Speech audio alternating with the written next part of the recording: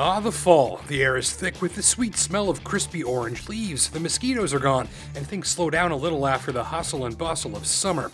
Plus, Thanksgiving comes, so there's gravy. And best of all, your lawn is about to die, leaving you off of the hook for yard work.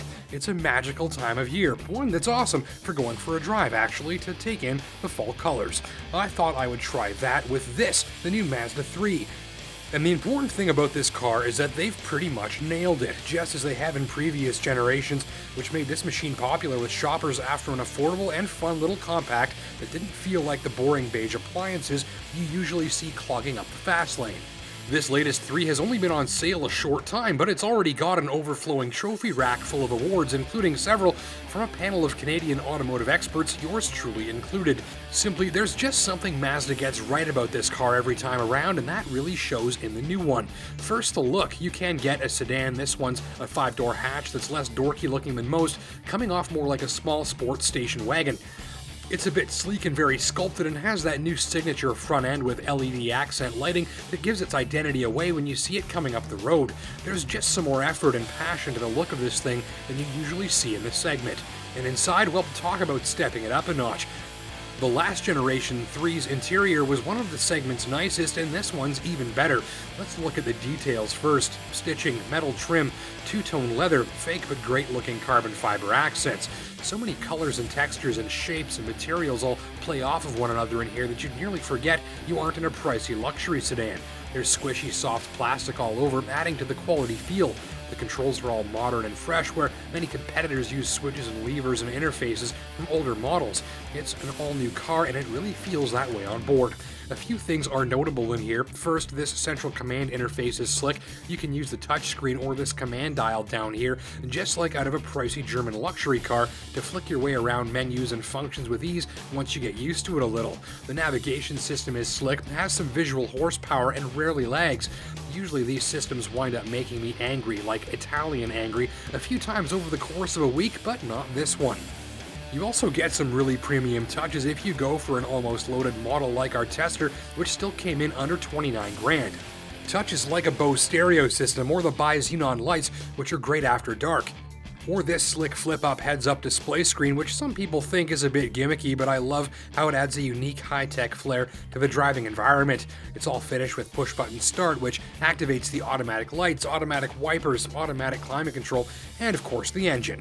This is the SKYACTIV engine. In this model, a 2.5-liter 184 horsepower unit, driving the front wheels with a slick shifting 6-speed stick, which is delightfully available even on this pretty much loaded model, because Mazda still cares about the folks who like shifting their own gears. The 6-speed box has a soft clutch with decent feel, as well as a hill hold function that prevents rolling back on an incline. It all makes it even easier than ever to drive a manual, and as it tends to go with Mazdas, the shifter feel and execution in your hands is tight, smooth, and excellent. The engine is big on torque and responsiveness, happy to be shifted into 6th gear by 60 clicks an hour, very quiet when driven gently, it sounds nice and growly when opened up, and performs smoothly however you drive it. And it performs efficiently too, thanks to all that SKYACTIV stuff. So what is meant by SKYACTIV? Well, that's fairly simple. It's just Mazda's brand of high fuel efficiency. Other examples exist. Toyota has hybrid synergy drive, Volkswagen has TDI, and Ford has EcoBoost. But unlike all of those that rely on sort of one technology to make them work, the approach with SKYACTIV is a little bit more comprehensive. There are enhancements under the hood to make the engines more fuel efficient, like a supercomputer-designed exhaust manifold that virtually sucks the exhaust gases out of the cylinders, and direct injection, and an extremely high compression ratio. There are aerodynamic optimizations. The transmissions have features in them that make them lighter and have less internal friction to help make sure more of your power goes to the road, burning less gas. And the big story here is the frame structure is made of a lot of high tensile steel that is both stronger and lighter than regular steel and helps reduce the vehicle's overall weight. Then there are synergistic benefits to that, like a light vehicle needs to have smaller brakes, making it lighter again. All this stuff kind of builds off of itself. Now the interesting thing is, despite their big approach on weight savings here, is look at the size of this owner's manual. It's absolutely unbelievable. You could put this in your trunk for extra traction in the winter and then just store it in your shed in the summertime. You almost kill somebody with this thing. Noise levels do let it all down a little. You can definitely find a quieter riding car in this price range. Other notes, there's room enough for 4 adults on board, 5 in a pinch, and headroom is adequate but not overly generous if you're tall. The rear cargo hold is handy and should prove adequate for a 4-person road trip's worth of baggage. Mileage on my watch landed at 7.4 liters per 100 clicks, which is pretty darn good, though the tester was far from completing break-in, and after a few thousand kilometers for things to loosen up, owners can expect that figure to improve. So let's sum up the latest Mazda compact that does big things for luxury, technology, driving pleasure, and an upscale feel. You'll like the look, the performance, the fuel bill, and the attention to detail and design that's apparent all over this thing. The steering, handling, and up-level feature content are big pluses as well. Complaints? I did wish for some more at-hand storage. My front seat passengers wished for an armrest that they could use as well, as the one included is only accessible from the driver's side, and taller passengers might find the roof a bit too low.